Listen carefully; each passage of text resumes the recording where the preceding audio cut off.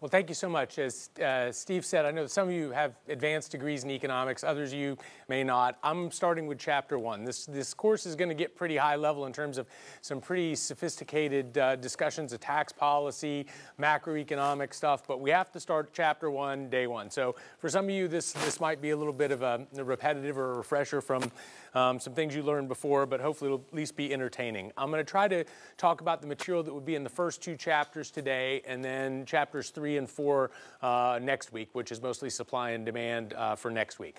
So today is really just about the basic economic principles. You know, economics really can be divided into 2 categories. There's microeconomics and macroeconomics.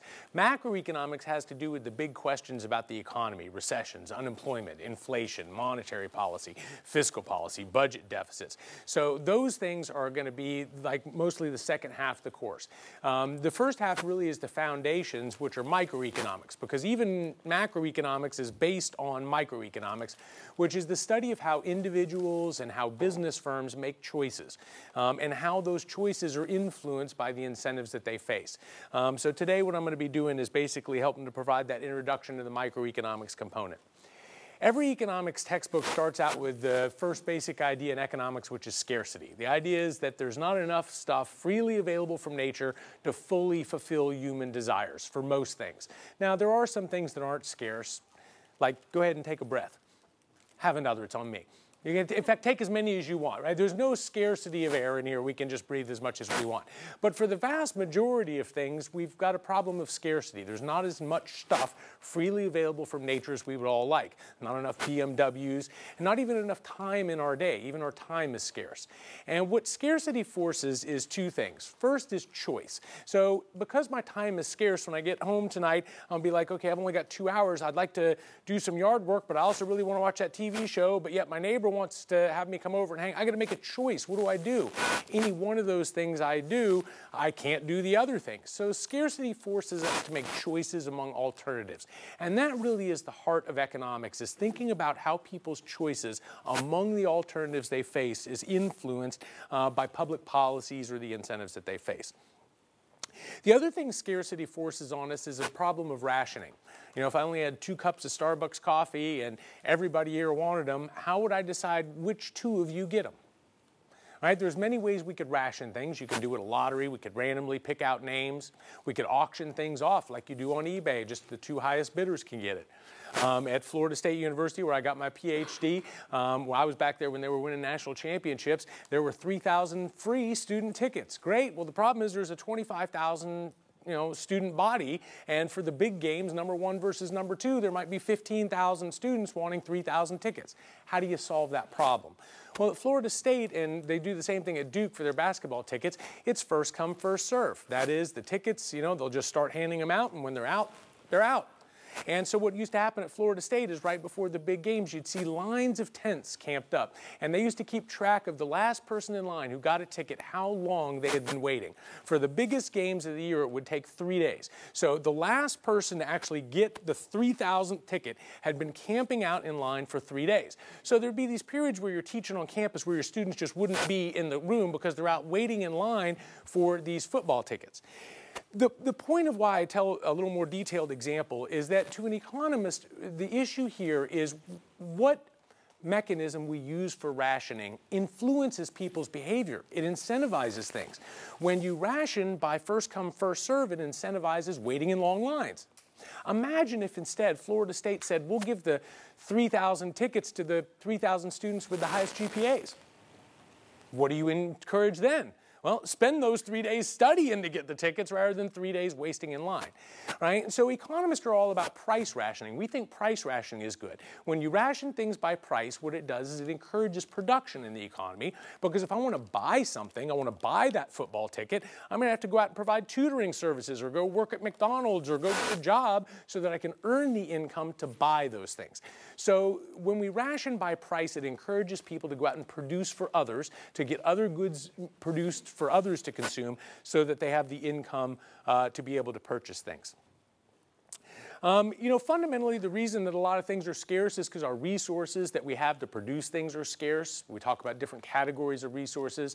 Land, labor, and capital are usually the three biggest categories we talk about. It's important to define capital appropriately, particularly for later in this course. A lot of people tend to think of capital very broadly, and you could think about money, like financial capital. But to an economist in economics, when we think about capital, what we think about is man-made resources that go into the production of other resources.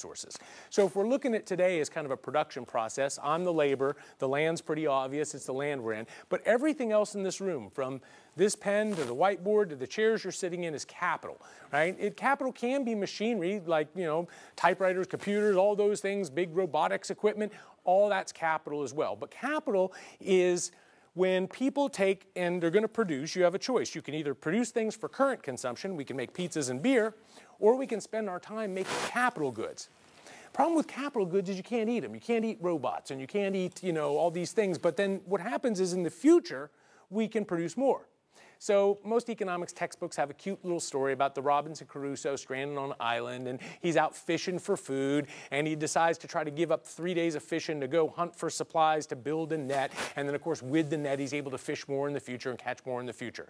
So we look at investment as this taking time away from producing current goods for current consumption and to producing capital equipment which can expand our future production possibilities. So that's just some of the highlights of the introductory thing. The next section in Chapter 1 talks about the 8 guideposts to economic thinking. Everything you will learn in economics ties back in one way or another to 8 fundamental principles in economics. And I'm just going to try to hit the highlights of these. I may not do all 8 of them, but all of them are in the chapter. The first and most important idea in all of economics is the idea that incentives matter. That is, when we change the cost and benefits associated with people's choices, they respond in predictable ways. And it's not just monetary cost and benefits that matter. Good example, how many of you, when you walk down the street, see a penny, you bend down and you pick it up? How many people pick up pennies? All right, well, keep your hands up for me for a minute because we're going to just increase that amount and see who would. I assume you guys would pick up a nickel too, so that's what I'm saying, keep them up. All right, I'm going to see where it takes to get everybody's hand up. Nickels. You pick up nickels, dimes, quarters, dollar bill, $20 bill. Have I got everybody a $20 bill? Okay, so everybody in here would take the time. It's the same action, right? But what I've done is increase the rewards so you're more likely to do it. Now on the cost side, right, I might normally bend down and pick up a quarter, no problem. But if it was out in the middle of the interstate, I'm not going to dodge traffic to get a quarter. Probably take a $100 bill for me to go out and dodge traffic on the interstate, right? But there's a lot of other non-monetary incentives. Like if I was on a first date with a girl, hey, I saw a quarter, I'd probably leave that thing. I don't want her to think I'm a cheapskate and need to go around picking up quarters, right?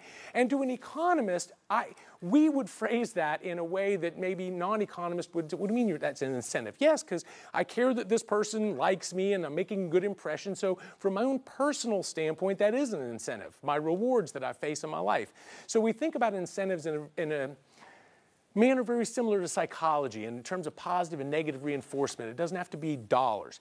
But the most important idea is that it's troubling to economists that a lot of people just say, oh, these things don't matter. Oh, this stuff just doesn't matter. And it's really weird because to an economist, our whole literature is based on this. We've tested it over and over. We know it matters. We know it matters to everybody in every aspect of life. I mean, it may not be when the price of chicken goes up that everybody quits buying chicken. We'll talk about that next week. But certainly people cut back on chicken, less chicken is sold. We can test it in the data. We see these things, right? And incentives influence our choices of everybody in every regard, even on some cases that you might not think that. One good example is I've got a colleague who used to give an example from data on there was a city somewhere that put in some special funeral services tax or something like that. Basically, it raised the cost of funerals by about $500 in the town. And he asked the students, what happens to the number of funerals in that town? Well, the students who just really turn off their heads and don't want to talk about economics say, look, same number of people die. This won't influence anything. But anybody who's had a little bit of economics knows that's not true because there's a lot of alternatives to being buried in that town. You could be cremated, buried in the next town over. Sure enough, funerals fell in half in that town in 1 year. Everything's influenced by incentives. Even my daughter. My daughter, when she was a little bit younger, was in school and they had a spelling test every week. And the way it worked was this. On Monday, she gave everybody a pop quiz of 10 words, like a pre-test. And And if you got all 10 right, you got a challenge list. If you missed at least one of them, then you got that same list, and then there was the real test on Friday. So the Monday test didn't count. The Friday test counts, but which test you take on Friday depends on how you do the pre-test on Monday. My daughter is a better speller than I am. And guess what she used to do every Monday? Intentionally misspell one of those words. I mean, think about the incentive she faces, right? She's like, Dad, if I get them all right, that doesn't count for anything. Then I get this list where I'm probably going to miss one or two at the end of the week and make an 80. She said, if I just misspell one at the beginning of the week, even though I know them all, then I don't even have to study and I make 100 at the end of the week. And this is like a second grader, right? You know, I mean, the point is incentives, right? We're born with this hardwired in our heads, right? And this really goes into what economists mean when we talk about rational behavior. We don't mean morally right or wrong. What we mean is that everybody responds to incentives, even if you're crazy. Like, do you know that houses with those signs that say, this home protected by ADT security, they're less likely to get broken into. In fact, you can buy fake signs even if you don't have a security system. Think about why that is true. Why is it that those houses get broken into less? Because there's some guy high on crack sitting in his car casing out your neighborhood. He wants more crack. He wants to break into your house, and he's trying to identify which house has the highest take, but what does he care about? Well, when he gets his income, he can't be doing many drugs in jail. He doesn't want to go to jail. So he's trying to say, what's my risks here? Well, if I break in that house, it's more likely I end up in jail because they got a security system. If I break into this house that doesn't have a security system, I'm less likely to go to jail. I mean, the point is, this incentives matter thing, you can push it extremely to its limits. You know, economists, when we first started mandating airbags in automobiles, Sam Pelzman came out with an article about how that should influence driver behavior. If you make cars safer, how should people drive them? More recklessly. Right? The data proves it. In fact, one of the coolest papers on this, just a little self-promotion, is one I did. The economists have trouble testing that stuff because across states there's so much difference in weather and whatever. So one of my PhD students and I did a study of NASCAR, and we hand-collected data on every NASCAR race going back to the 1940s, 50s, whatever it was, since the beginning of NASCAR, on individual drivers, the number of wrecks they're in, how close they're doing, the number of caution laps, everything. And you know there's been all these safety improvements in NASCAR through time, well-defined safety. Every time they do that, guess what the drivers do? Drive closer, getting more wrecks. Even if you follow one driver through time, like Dale Earnhardt, every time the cars get safer, he's in more wrecks.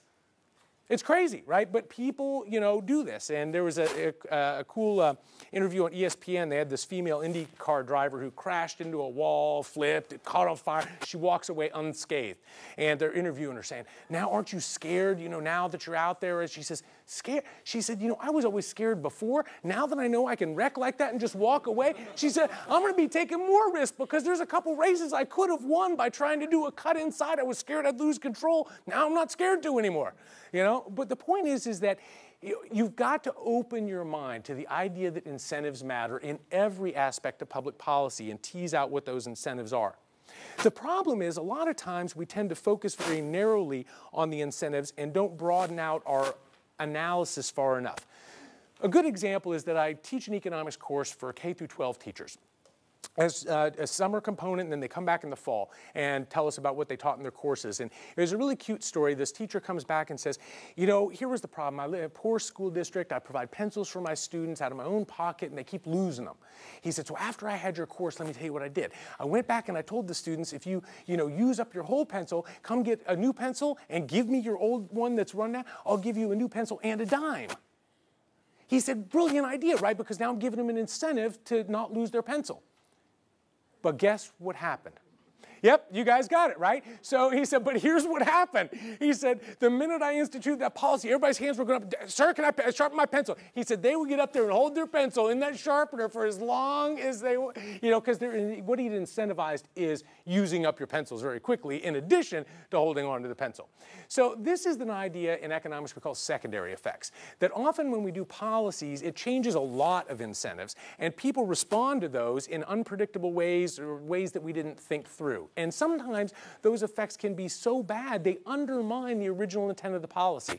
One of the more famous examples in the economics literature is a provision in the original Endangered Species Act that basically, I can't remember which species applied, it was red cockaded woodpecker, I think, but long story short, you'll get the idea, is that if they find a nest here in a tree, I guess that, I'm sorry, I can't draw trees. All right, so It's on your property. They draw this radius around it and say, okay, you can't do anything to that part of your property. I can't remember the dimensions, like 500 yards or something like that. So it's not that you lose property, but you can't do anything to it. You can't cut down trees. You can't build anything on it if there's, you know, a red cockaded woodpecker nest here. Well, that's great and dandy, but the problem is that these birds only nest in one particular species of tree, and the tree has to be old enough that it's like hollowed inside or whatever. I mean, it's a very narrow number of trees these birds can nest in. So here's the problem. You look out in your property, you're walking around, this is maybe a piece of property you and your new spouse purchased to build a home on. When you save up some money, you go out there and you see one of those 50-year-old red maple trees there. There's no nest in it yet. What do? Cut down that tree before one of them darn birds nest in there and you can't use your property, right? So about half of the population of these trees was clear cut, right? The minute this law gets passed, because people, what we did is we turned the bird into a cost for people. People didn't want the bird on the property, right? So people went out and tried to cut down the trees before they landed in them because they were scared that the bird would land there. I mean, not that I think we should do this policy, but imagine the difference of one that said, if we find a red cockaded woodpecker nest on your property, we send you a check for $100,000. People have been planting seeds everywhere trying to attract those things, you know? So, you know, the problem is often we design policies and they have these unintended consequences or secondary effects, and it's very important in policy to think those through if you want to do a good analysis. The next important topic to talk about in economics is the concept of opportunity cost. You're spending an hour here today. It means you're giving up an hour of something else you could be doing. See, we live in a world of scarcity, so when you choose one thing, you have to give up other things. And this is, to an economist, the concept of opportunity cost. So like, for example, you know, in a traditional college classroom, you talk about the opportunity cost to go into college.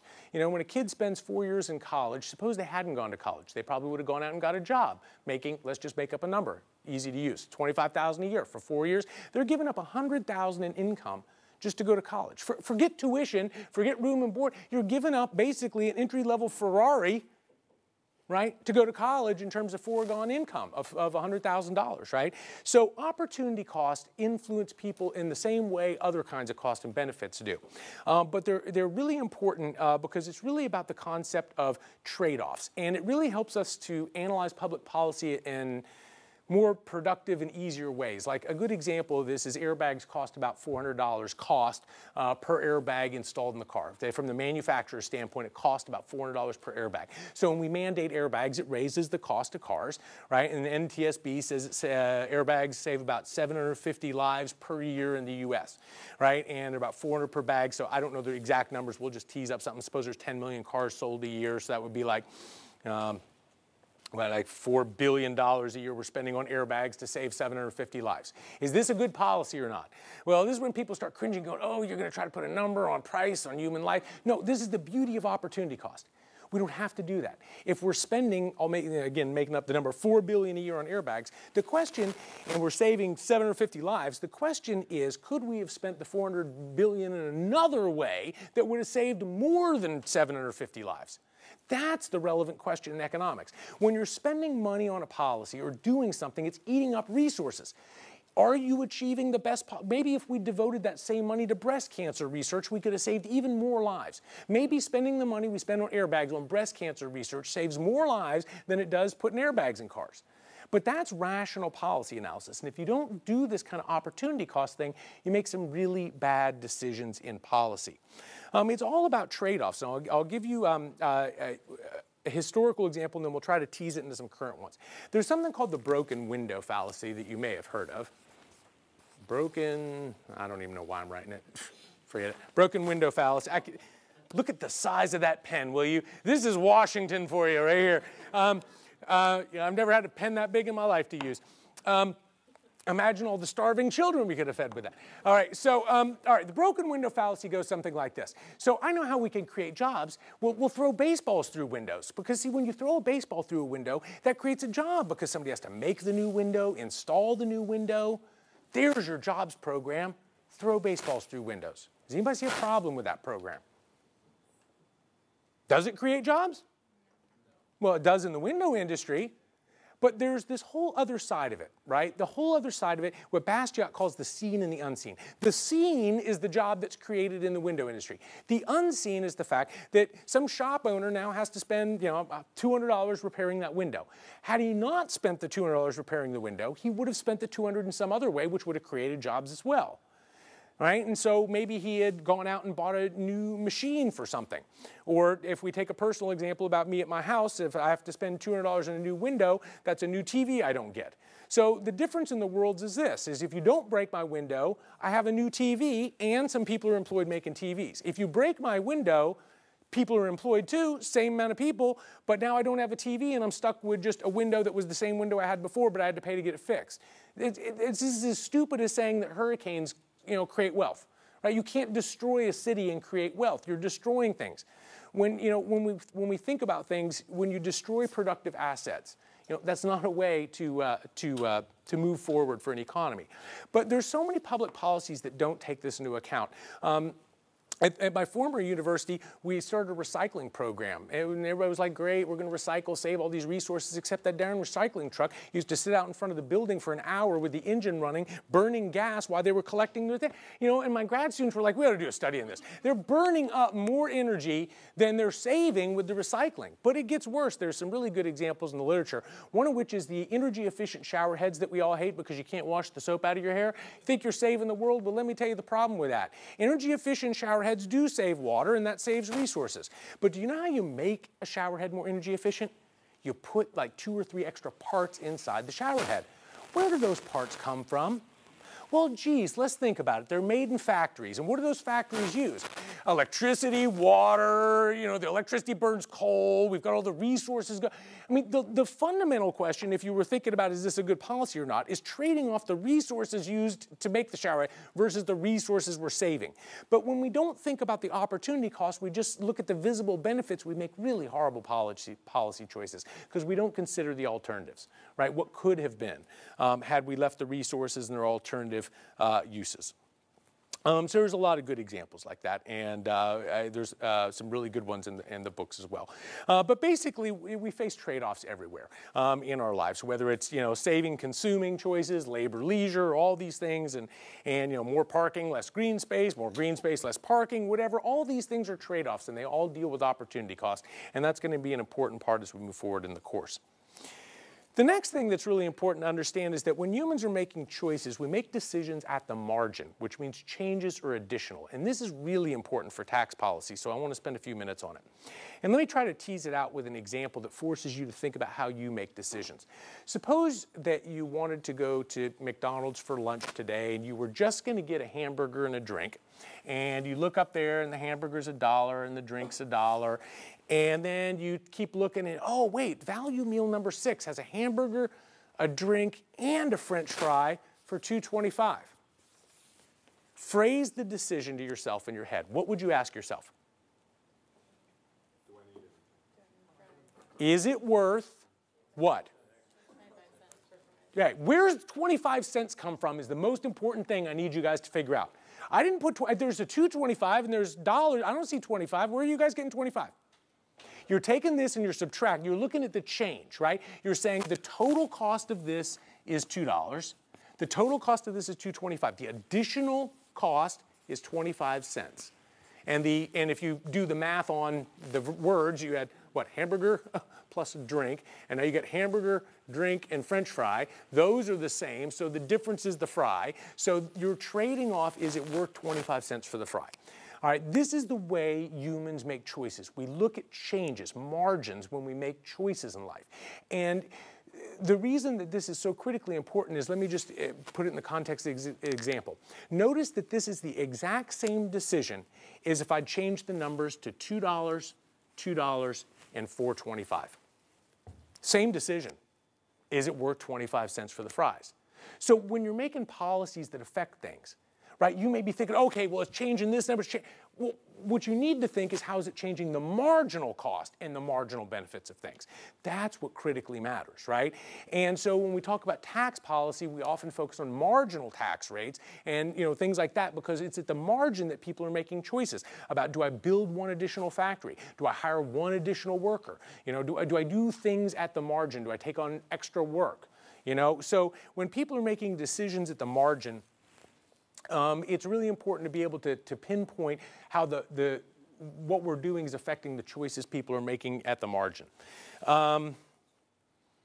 The other thing that's kind of important that I'm not going to spend too much time on to point out about this marginal stuff is basically that prices, when we get to supply and demand, prices in the economy are determined by the marginal value of things, not the total value of things.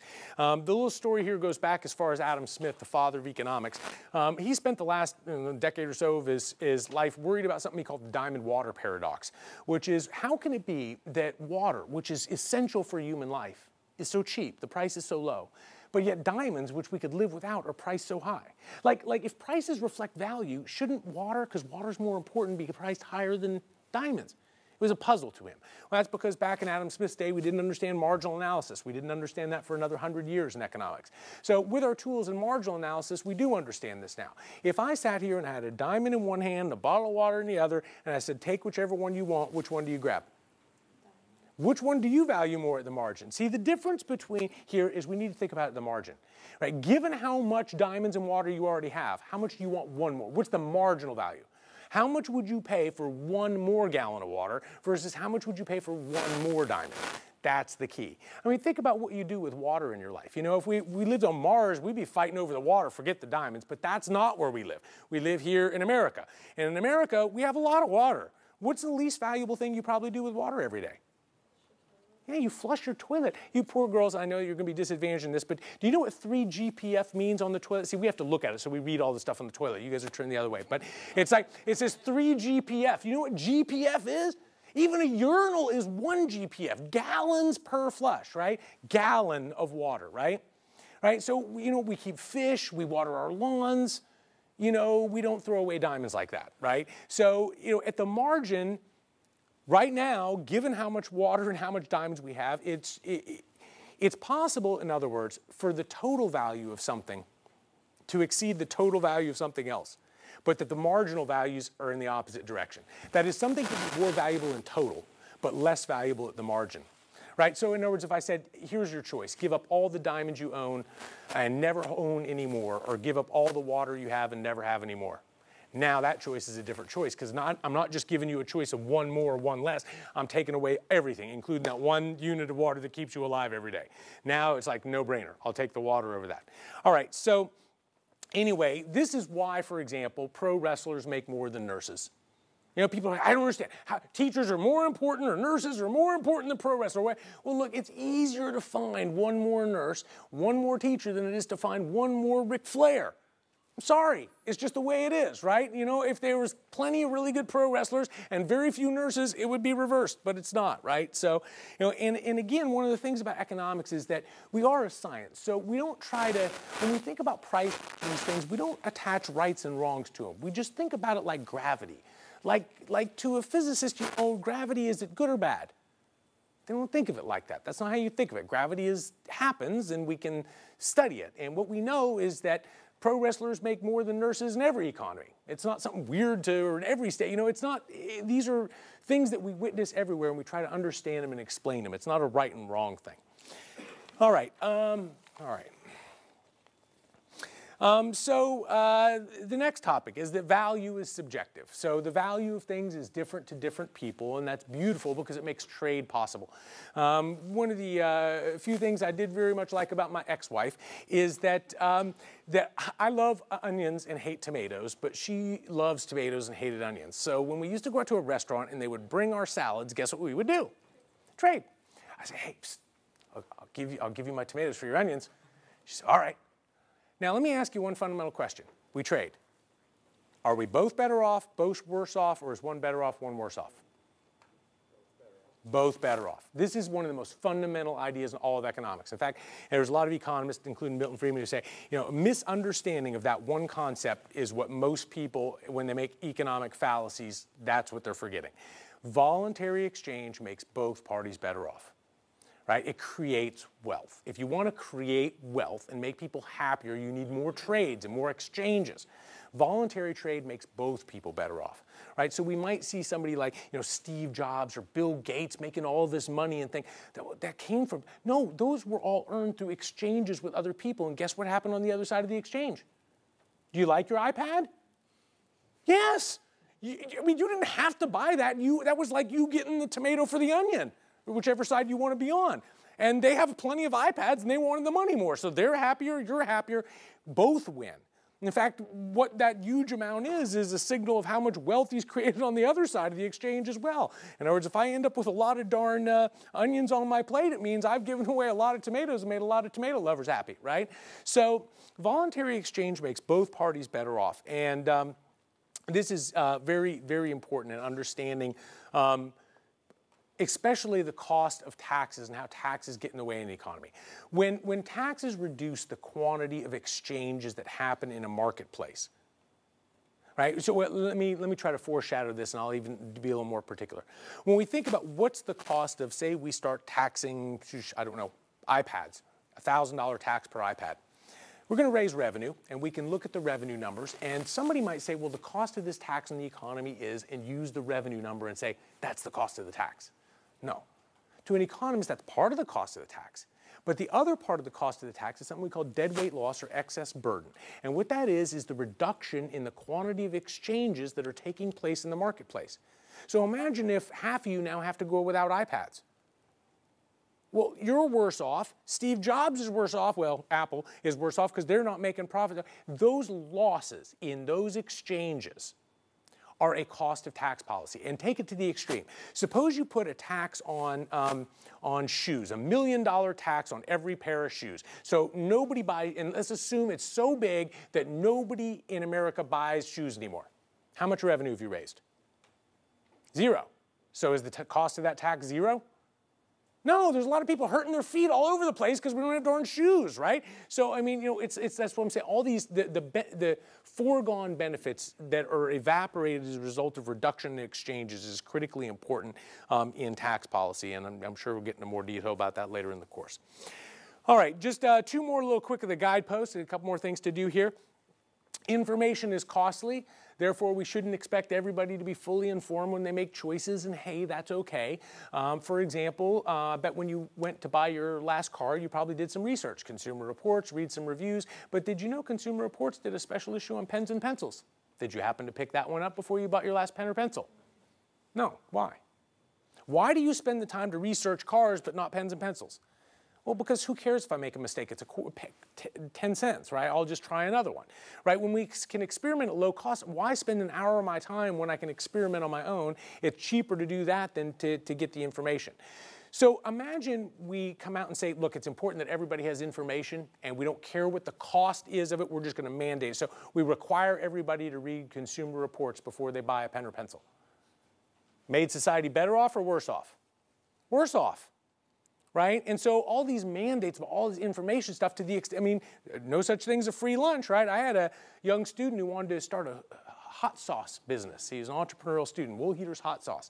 You know that stupid little label that has all the nutritional things? Well, he makes this stuff out of ingredients at home. You think he knows what that is? No. But you can send your product off and get tested, and then you'll know all that stuff. That cost a lot of money to get that test done. So much that he's like, I can't even afford to get this done. Never ended up starting his business. But he's like, just getting that one label, the information for it is so costly. Now, I'm not saying just because of him we shouldn't do that, but I'm just saying that information is costly, and so that's kind of important. But it also explains why people choose to gather information on some things and not on other things. I know that a lot of people always go off about how few people know the names of their congressmen and their representatives. You know, fewer people, for example, know the name of the Chief Justice of the Supreme Court than know the name of Judge Judy. Right? And people, you know, oh, it's horrible, it's horrible. Funny thing is, you teach an honors class and it's the same proportion. It's really odd, right? The point is, people choose not to remember this. And I always show this in my class because what I'll do is I'll pull up the website, you know, and I'll try to like downplay it, but I'll be like, okay, and so here's the Chief Justice of the Supreme Court, or you know, here's Speaker of the House, or whichever example I'm using that day. I'll talk about, and I'll just go on about 30 minutes later in class. I stop, and I know it's down by then. We've gone on for 30 minutes. And I go, how many of you remember that guy's name? I mean, it was just I just told you the information, and they chose to forget it. They don't want to remember it. Why do they not want to remember it? Well, because your brain space is scarce. There's only so many things you can remember, or you only remember the things that are important. You know, if you had a job interview tomorrow at the guy's office, you might learn his name. You know, but the point is, to the vast majority of people, that information just really isn't something that really gets them ahead in life. Doesn't get them a girlfriend, doesn't get them a job, whatever. I'm not going to learn. So anyway, this is very predictable things that we can understand with economic theory. And then the last guidepost is the test of its theory's ability to predict. So economics, we test all of our theories. It's kind of hard in the real world because there's all this messy stuff going on that's complicating it. You know, all of our theories are done with ceteris paribus assumptions, meaning if we say like if the price of chicken goes up, less chicken's going to be sold. We mean holding everything else constant. If it happens to be chicken barbecue weekend, then even though the price is higher, maybe that you sell more or whatever. So, I mean, you're changing other things that are influencing it. So, you know, one of the things to be careful of in economic analysis is when we're looking at data and how things relate to one another, often other things to explain things as they are, what is, and we try to stay away from normative things to large extent oughts. You know, we will do research on things like, does a higher minimum wage increase or decrease employment, right? And we can find, hey, higher minimum wage reduces employment, but that's a separate question than is raising or lowering the minimum wage a good or bad idea? Because you could have different things that you weight, right? It may be that even if you think that it lowers employment, that you say, well, it's worth it. I don't know. But so the point is we stick to the positive questions and try to provide the answers to those. But there's always overriding things that are more normative, that are value judgments or statements of opinion that economics tries not to do as much. Last thing in chapter 1, pitfall to avoid in economic thinking, besides violating that ceteris paribus assumption, is that association isn't causation. Just because we see two things happening together doesn't necessarily mean that one causes the other. All right, and so, you know, there's the cute little correlations in finance, mostly with the stock market. One's called the sunspot theory, but I can't remember which direction it works. But when there's more sunspots active, stock market either rise or fall. I can't remember, but it's a pretty strong relationship through time. The funniest paper in finance is one that goes all the way back to the 1800s and measures women's dress length. It was a hemline, is that the right word for it? And measures hem length, I don't know, but they've got data on the opening Paris, unbelievably correlates with the stock market pretty well.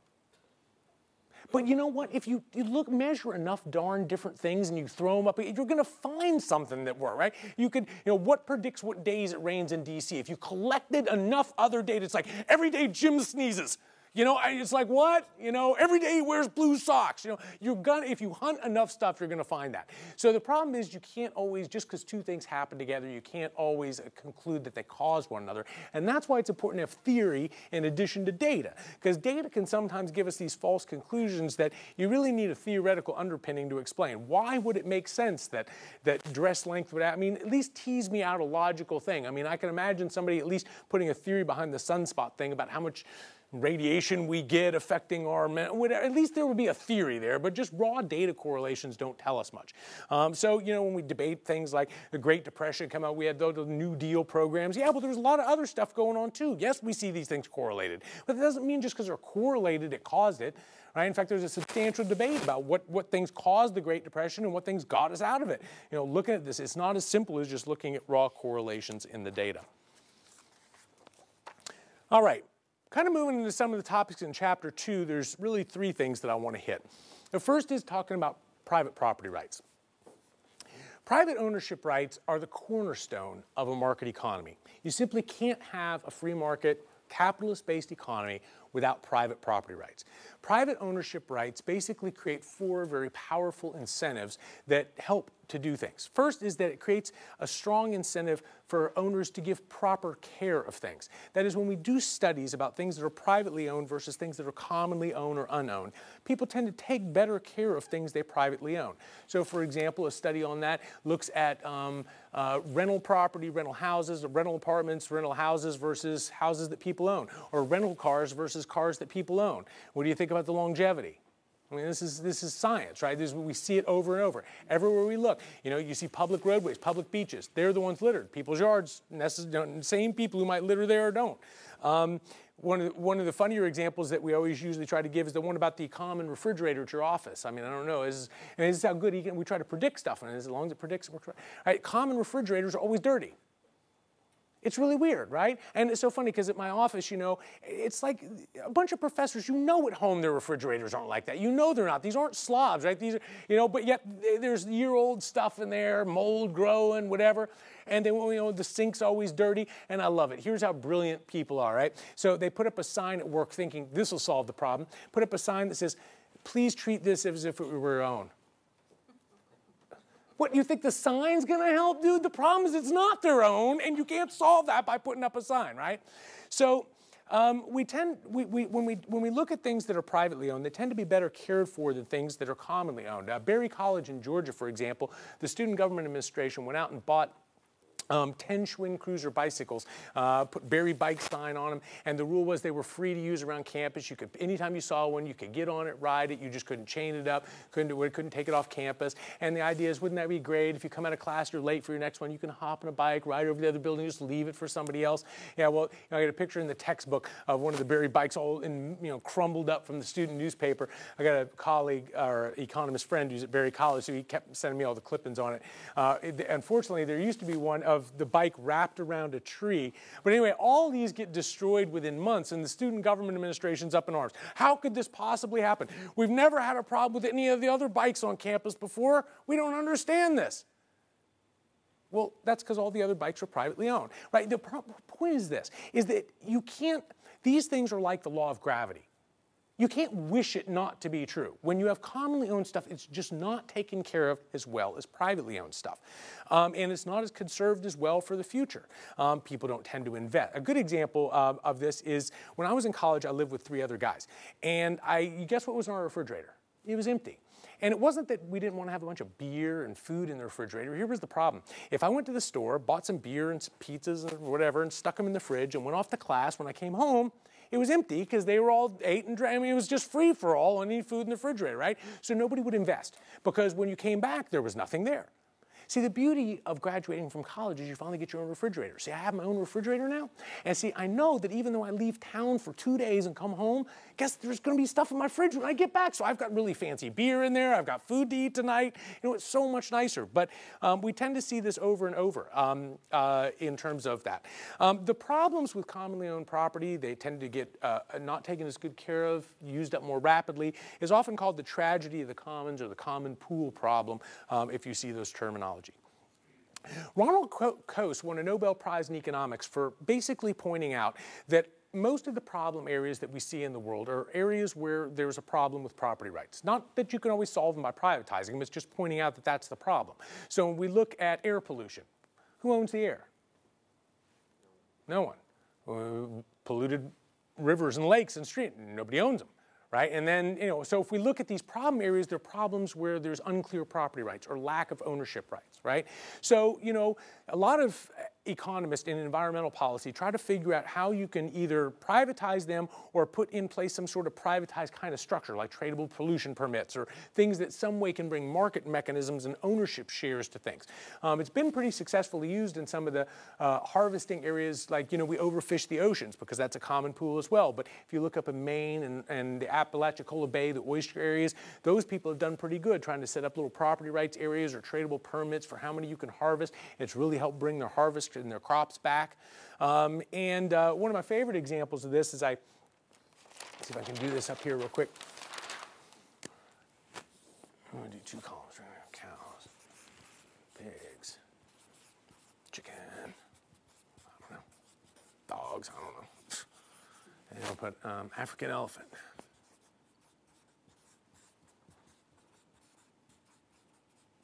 Spot, I don't know, I'm going to make stuff up. Blue whale. Oh, I don't know. Nah, that's good enough. We'll stop there. All right, I'm just making stuff up anyway. What's the difference in the animals on the left, animals on the right? Yeah, by the way, I've been teaching for like 25 years. probably longer than that. No, I don't want to think about it. All right, anyway, it's not that matters. My favorite answer in my whole time teaching is student yells out, all the ones on the right column have two names.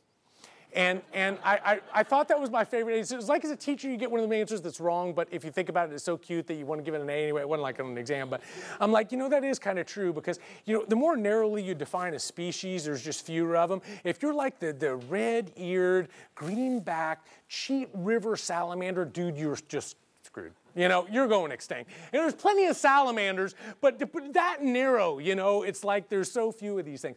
But anyway, that's not what right? These are endangered, these aren't. But here's the important point of it is why, right? And a lot of people think the reason that elephants are going extinct is because we kill them for their ivory and their tusk. It's the human demand for these things that causes them, to die because we want to use their products. Really? Well, let's tease out the true hypothesis. The hypothesis you're proposing is that when humans have a species that we want to kill for human consumption, we drive it to extinction. Which side of the list is the animal that we kill most for human consumption on? How about number 2? How about number 3? That's why they're there, right? I mean, we got a shortage of these things? No, and in fact, think about the people who raise them and own them. They're the equivalent of the ivory poachers. They're the people who are going to kill them for you and sell them for a profit. But the difference is they own them. And when you have a herd of cows, when you're down to 1 cow, 1 bull, you got some choices to make. If you want income next year, you better breed them and get a herd going and manage your herd and cull your herd. When you have a trout pond, you don't overfish it because you want there to be some there next year. Right? And so when things are privately owned, the dynamics are so different than they are when it's commonly owned. So what happens in common owned, like there's an elephant out there, those tusks are worth like $5,000. Some poacher sees him and he says, you know what? If I don't shoot him, there'll be more elephants next year and I can shoot more next year, so I won't shoot him. So you put your gun down, then the elephant walks around the corner, what do you hear? Pow! Somebody else gets him.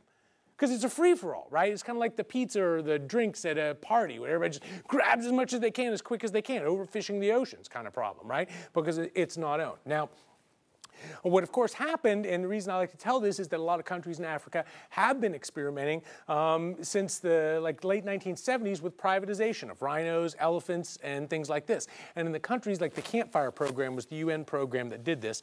And I guess some data, it's not really important to put up. But basically, just to contrast some countries here, Kenya did not participate in this. And in 1970, this is 79, I'll just put the year up. Right, and so in Kenya in 1979, there were how many? There were 65,000 elephants alive in Kenya in 79. And in Zimbabwe and Botswana in 79, there was 50,000, so they had fewer. All right, well, Zimbabwe and Botswana adopted the Campfire Program, and at the 10-year report, and I know this is older data, but it's followed through to today with some exceptions from Zimbabwe. The 10-year UN report tracked how well the Campfire Program was using. So these are the countries where they basically privatized the elephants. This is the country where they didn't. 10 years later, the elephant population falls to 19,000 in the countries where they're protected by the government. And in the country where they privatized them, population almost doubled to 94,000. So in the countries that have experimented with private ownership of these things, the populations are starting to rebound. And it's been so successful, they've extended to the black rhino, white rhino, and a bunch of other populations to help bring them back. But anyway, property rights are important. And there's a lot to that. Okay, only 2 topics left. Production possibilities. Every economy basically faces a choice as to what to produce. In our simplest model, and we tend to try to make things simple, particularly 2-dimensional, so we can draw them. So let me kind of do a fictitious little example here. Suppose you're the king of a country. So you have some workers, some land, some machines to produce stuff. Let's assume you could only produce 2 goods, because I only get 2 axes and I don't want to do an 80-dimensional graph. So what 2 fun goods can we use to entertain ourselves? Throw me out 2 fun things you would produce if you were a king. Please your population. Wine and guns. Now you're getting dangerously close to doing the guns butter thing, which is where this has started from Samuelson. Anyway, all right, so here's the idea. If you throw all your people making wine, you make a bunch of wine and no guns. If you throw all your people making guns, you get a lot of guns and no wine. And then there's all these combinations in the middle. We tend to have this production possibilities curve that looks kind of bowed out, and there's a lot of fancy reasons behind that. But the point is an economy faces a trade-off here. Anytime, say we're producing this much wine, and this many guns, and your population is storming outside your capital with the torches, like you see on the TV thing, and they're going, we want more guns, we want more guns. All right, to give them more guns, what do you have to do? To get more guns, you have to produce less wine. Okay, and this is fundamentally important, right? So the economy as a whole faces trade-offs. We've only got so many productive assets. When we expand production in some areas, we contract production in other areas because resources flow out of those areas into the other areas. For everybody that's hired to do this job, that's one fewer person available to do other things. For every piece of land, every building, every machine that's occupied producing this, we give up that resource, produce something else. So, you know, a lot of policies change basically this mix of things. You know, the guns butter one was one that was used very frequently during World War II because basically a wartime economy, right? We need more guns. We have to give up all these, you know, consumer goods. There was rationing during World War II because we had a lot fewer consumer goods because we had to convert our industries to defense industries, right? So our economy faces these trade-offs between producing some things, producing others, and this is really important. And you can even think about this in the standpoint of what we were talking about earlier about we can produce either goods for current consumption, beer and pizzas, or we can use our resources to produce capital goods, which go into future production. So you can think about an economy kind of having a trade-off. Instead of putting wine and guns, we could talk about, you know, how much stuff do we produce for current consumption, and how much stuff, you know, do we do for investment? Consumption versus investment. So we could devote more of our resources towards building machinery and buildings and things that produces, you know, stuff in the future, or we can eat a lot today and have less investment, but we face these trade-offs. Economies that choose to consume less and invest more are going to grow more rapidly because there's more capital formation and they'll be able to produce more in the future, right? So you can use this model for a lot of different things. The very last thing I want to talk about in my few minutes I have left is about the idea of comparative advantage and free trade. You know, economics has a long, rich history in analyzing international trade and trying to figure out why it is that certain countries specialize in what they specialize at. And really, the whole theory is called the theory of comparative advantage. And that's the idea that people specialize in the things that they're the low-cost producers of. And by doing so, we can all consume more things because there's more produced. And you'll notice this tendency for people to specialize is something very inherent in human nature. I had a friend helping me paint one time, and you know, we could have split the room right down the half. You paint that half, I'll paint this half, but that isn't how we did it. One of us took the trim work, the other did the walls.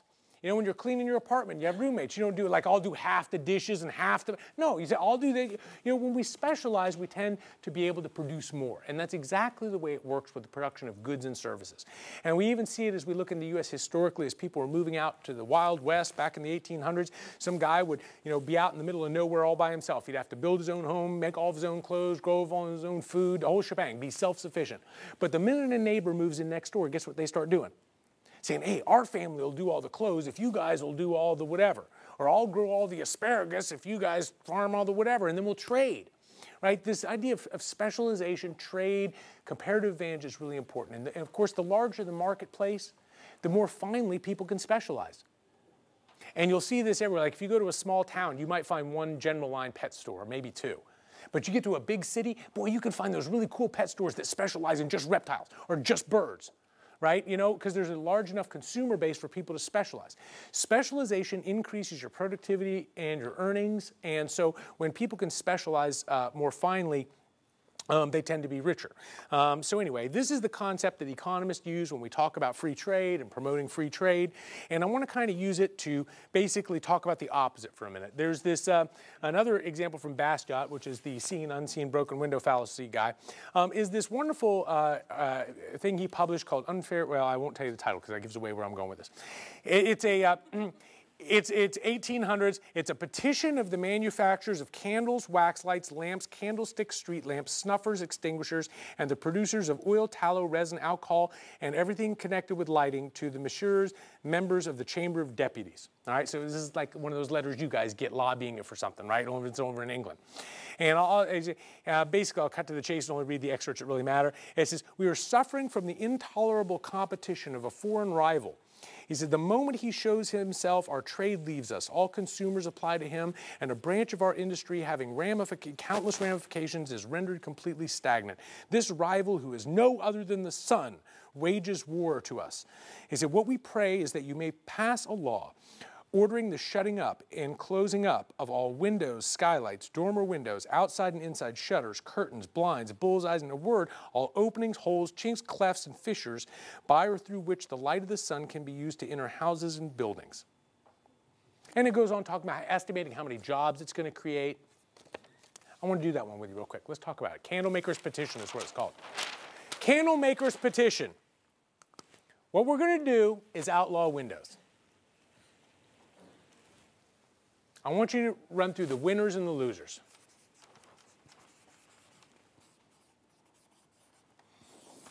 All right, let's take this winner side first. Who's going to gain from this? Yeah, these guys who make all the candle makers, right? And they're going to be there's more, clearly, there's job expansion. That industry is going to expand. There's no question we see all those jobs, right? I think those are pretty obvious, right? Here's where I want to focus our time. Why is that? I don't know if you would vote for this or not, but I think you probably wouldn't. I know I wouldn't. And that's because I can do not just the seen, but the unseen pretty well in my head on this one. So help me run through it. Why is this such a bad, even though it creates these jobs, why is it not worth doing? Yeah, let's think about all the losses. Why don't you run through with me here who loses their job as a result of this? Well, why don't we put ourselves in the shoes of somebody who has a house. Right now you're getting light coming in from the outside, and they make me patch these up and shut them up, and now I have to buy more candles. Where's that money come from? I have to spend less on other things. So I buy less TVs, less whatever else I would buy, right? And there's job losses in those industries. The problem is that those are very hard to tease out. Like, you know, we spend more money on that. Exactly who lost their job? Well, I don't know. Clearly people would. I would buy one less coffee at Starbucks. You know, I might buy one less bag of potato chips, you know, one less thing. So there's job losses kind of scattered in all these places. There's not as visible and as concentrated as the job gains, but there's all these job losses spread out everywhere, right? So you've got, you know, all the extra money that's spent on those things having an opportunity cost coming away from other areas, right? And of course, there's all the people who make the windows. What about those people, right? They're now unemployed because there's no more windows going in anywhere, right? So when we think about in economics free trade policy and why we think like steel tariffs are a bad idea, we clearly see that yes, steel tariffs that protect us from foreign competition expand employment in the steel industry, no question. If you're a steel worker, you're better off. If you live in if you represent a steel, the plant stays in business. Those jobs are there, they're visible. What you don't see is all this stuff, and all the same things happen, right? When steel becomes more expensive due to the tariffs, everything made from steel goes up in price. Everybody has to pay more for those. We spend less on other areas. And as economists have done study after study on this stuff, and we know that these are bad ideas because these losses are bigger than the gains from doing stuff like this. The problem is that they're not politically as salient or as active because these things are spread out everywhere. It's easy to see these people whose votes you're going to get. You know, I know if I vote for this bill, I'm going to get the support of the candle makers lobby next time, right? And I know the jobs I save, and they're tangible. There's people. And if I do it, the guy who loses his job at the Starbucks because I'm not spending as much money on coffee, he doesn't even know why he lost his job. Right? Can't trace it to me, doesn't, you know. So politics and good economics, especially in trade policy, kind of get in the way. We understand why things happen and why policies get passed, but we know that once you tease out all these unseen things, that the costs are greater than what is seen. Okay, well, that pretty much hits most of the highlights of the first two chapters. What I'm going to do next week when I see you again is talk about chapters 3 and 4, which are mostly about supply and demand, the invisible hand concept, and price controls and some things like that. So we'll have a graph next week for supply and demand. Thank you for coming today. I hope it was good. Thank you.